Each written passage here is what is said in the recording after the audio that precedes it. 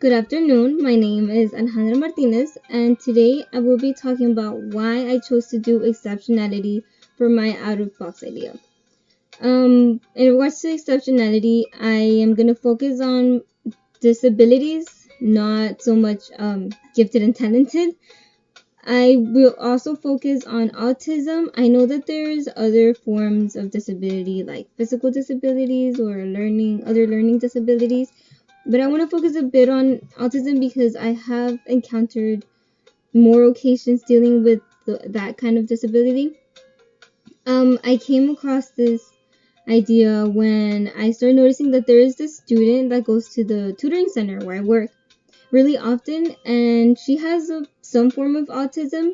She's really bright and she is really kind, but sometimes she will burst in there crying, or sometimes she'll get really angry when they can't find the tutor that she needs. And so whenever this happens, I usually tend to back away. I start to get kind of scared or panic because I don't know how to talk to her. I don't know how to calm her down. I I'm not saying I don't like people with disabilities. I know that I accept them. I just don't know how to talk to them. I don't know how to deal with it. Um, Another occasion where I dealt with somebody like that was at church. There was a pastor that had a son who also had autism, but this was a more um, severe case of autism. Sometimes he would just like laugh randomly, and I would feel kind of uncomfortable. I would get a little bit scared.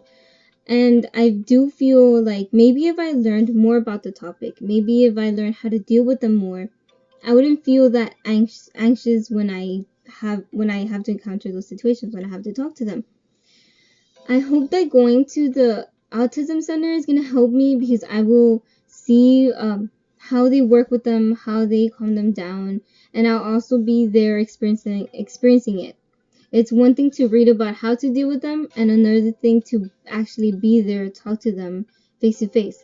As a teacher, I feel like this is really important because students are different, and there will be a moment when I have to encounter a sort of situation where the student with autism is crying randomly or getting really angry at their peers, and I don't want to back away. I don't want to let somebody else do it for me. I want to learn how to do it myself so that I can be a better teacher. I want to be able to expand my knowledge on it. I want to be able to help even those kids. Although I do not specialize in special education, I do want to know how to do it just because I know that there will be a time when I have to encounter it, and I want to become a lot more comfortable with it. And I'll be so scared to go out there and try to help those people.